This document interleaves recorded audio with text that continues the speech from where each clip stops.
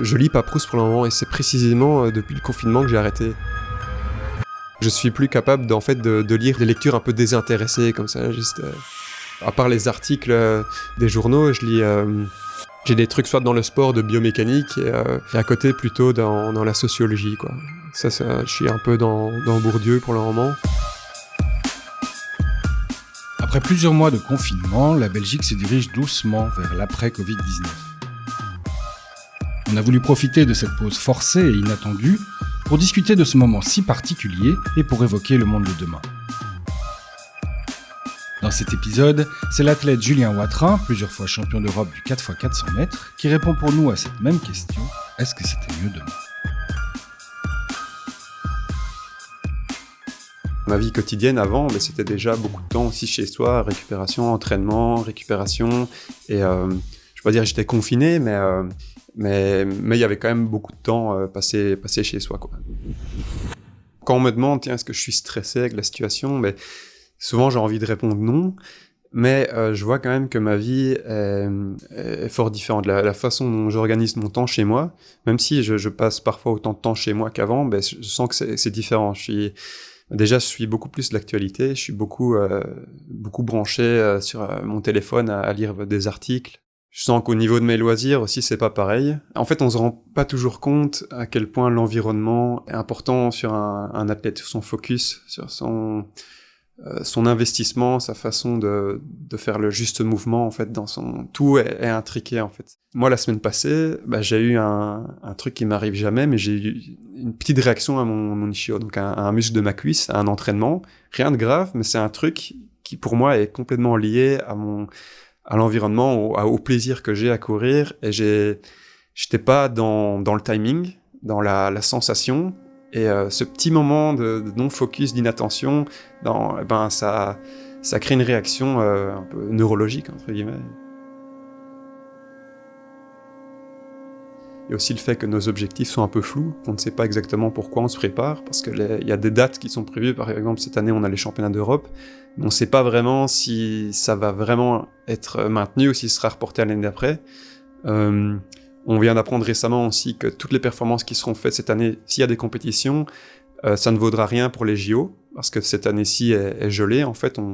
Donc quoi qu'on fasse cette année-ci, ça ne comptera pas. Je pense qu'énormément d'athlètes qui étaient prêts à concourir à ces Jeux-là ne seront pas là l'année prochaine, parce qu'en un an, il se passe énormément de choses. Il y a certains athlètes qui ont un pic sur une carrière, où c'est cette année-là où tout se met ensemble, où tout arrive au bon moment, et puis c'est quelque chose qui ne peut plus revenir après, parce qu'on a dépassé les limites de notre corps, et donc peut-être que pour certaines années, peut-être pour moi, j'en sais rien, c'était l'année de notre vie. On a mis toutes les pièces pendant 4 ans, parce que ça se prépare sur plusieurs années aussi. C'est pas juste reporter quelque chose, ça a vraiment des conséquences énormes. Quand on pense à ça, ça donne un peu des vertiges, parce que moi, pour être honnête, j'ai déjà mobilisé beaucoup au niveau de ressources, mais aussi au niveau mental. La façon dont je me suis investi cet hiver, c'est énorme. Rien que repenser à vraiment tous les entraînements que j'ai fait, tout le focus, j'ai vraiment, contrairement aux autres années, su m'investir beaucoup plus et être vraiment dedans tout le temps, presque. Et mentalement, c'est vraiment un truc très compliqué. Et là, avec la motivation année olympique, presque pic de ma carrière, je suis parvenu. Quand on a le temps un peu de ressasser, quand on est chez soi, ça reste un choc, ouais. Et l'émotion, ouais, moi, quand j'ai appris ça, ça m'a... j'ai été écouter de la musique très fort, quoi, dans ma chambre.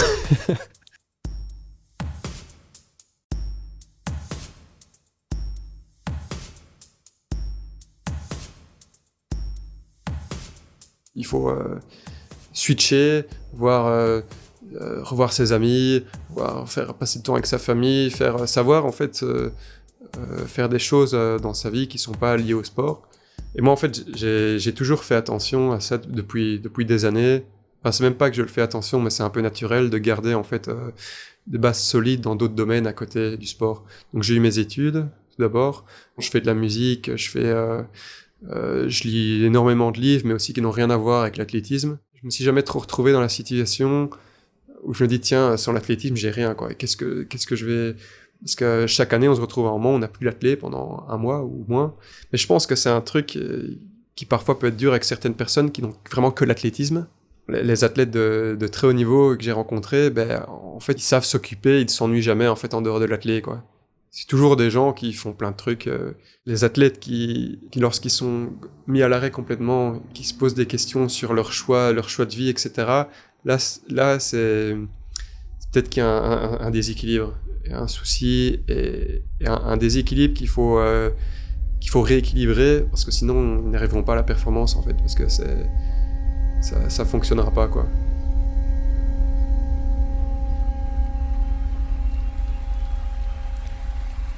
Sans public, ça serait différent. J'ai déjà couru sans public, souvent, mais avec des athlètes top mondiaux, je sais pas du tout comment je réagirais. C'est clair qu'avoir une foule, ça c'est quelque chose qui aide à se transcender, d'avoir même tellement de bruit, en fait, que ça perturbe nos sens et ça nous ramène sur nous-mêmes, en fait. Au bout d'un moment, on ne se rend même plus compte qu'il y a un public, en fait. Pour avoir déjà fait des compétitions avec un stade complet, on se rend pas compte, en fait, si on est heureux après ou quand on arrive, mais on est tellement focus, on est tellement que ça aide peut-être à restreindre certains sens et se concentrer sur soi-même, mais on n'est plus vraiment conscient que des gens sont en train de nous encourager. Mais c'est clair que ça participe à se transcender et à avoir ce côté un peu de représentation, comme les gladiateurs. Enfin, donc ouais, sans public, ça serait différent.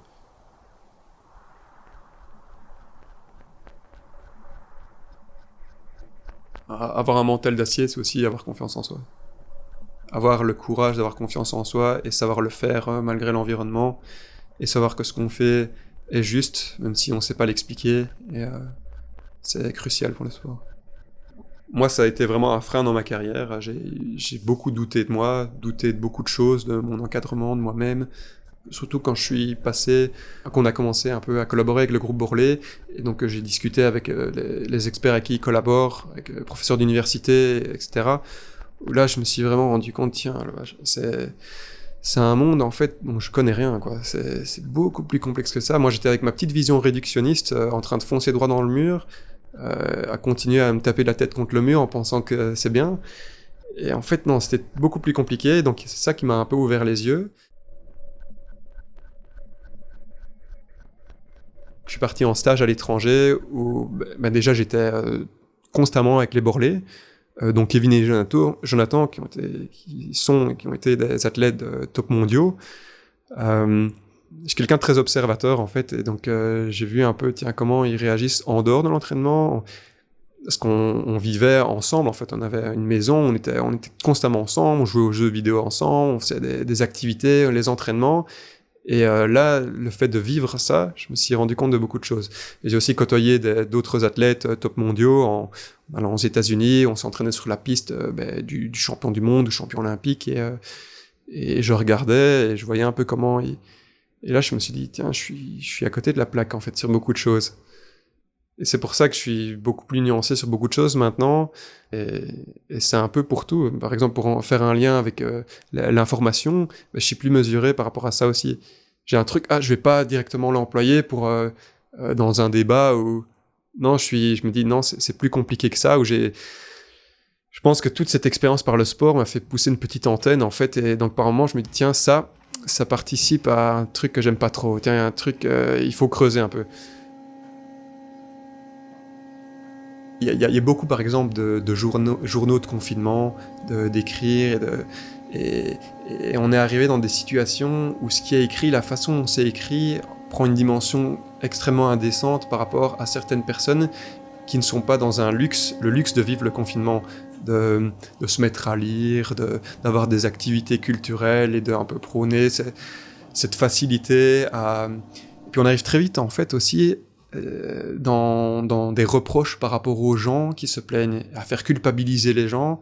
Vous vous plaignez, mais regardez, vous n'êtes pas capable d'organiser votre temps, de rester chez vous, de respecter le confinement, et il y a plein de choses à faire, et en fait on arrive très vite on bascule vraiment dans des domaines qui peuvent même être presque racistes, et arriver dans plein Et donc moi, c'est un truc qui m'a un petit peu choqué, la façon dont beaucoup de gens réagissent et font culpabiliser des gens qui n'ont pas ce luxe-là.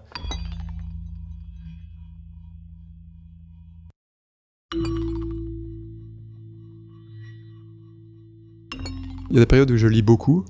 Voilà, j'ai lu l'année passée, par exemple, j'ai lu beaucoup de littérature, plus que les autres années.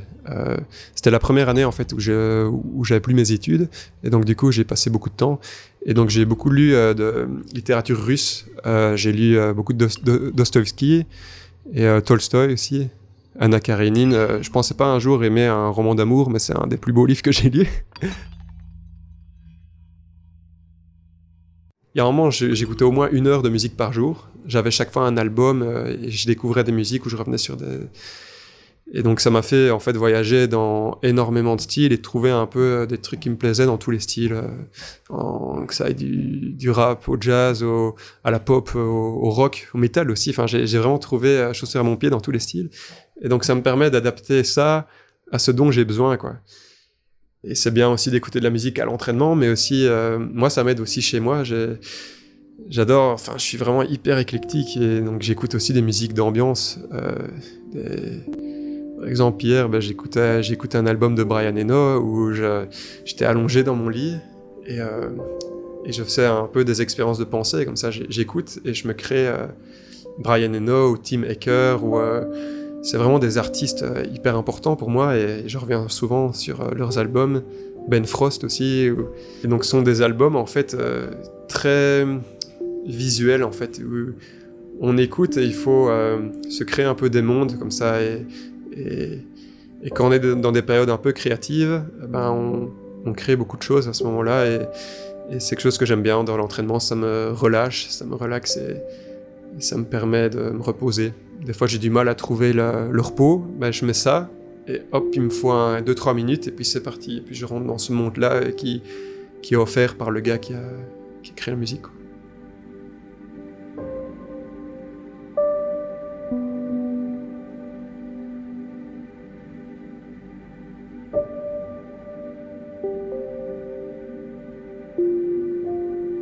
Mais sinon, je suis dans des trucs un peu plus agressifs pour le moment. Là, hier, j'avais besoin de me faire un peu violence, donc j'ai écouté Christophe de Babylone. C'est la seule drum and bass que je tolère un peu. Ça, c'est vraiment un truc pour que son cerveau rebondisse en fait dans sa tête. Et c'est très violent et en même temps très subtil, parce qu'il y a beaucoup de textures, de nappes, de sons derrière. Et c'est beaucoup de génie derrière, mais en même temps, c'est vraiment très instantané comme ça et donc des fois j'aime bien avoir un truc assez violent et presque sale. Là c'est vraiment, ça va presque dans le bruitiste, quoi. C'est vraiment il y a beaucoup de catharsis là-dedans. Maintenant, si je veux vraiment de la violence, j'écoute du métal, hein. J'écoute des trucs comme Sepultura ou quoi, Valeur Sûre ou Slayer pour vraiment ouais. C'est pas non plus des trucs de saison, mais des fois c'est nécessaire, quoi.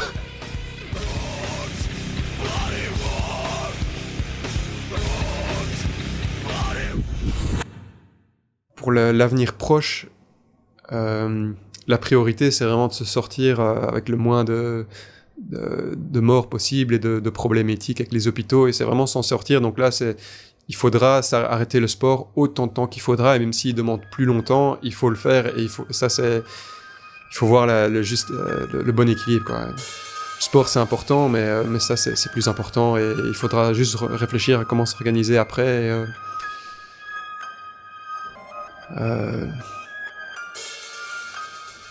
Je sais pas si j'ai répondu correctement.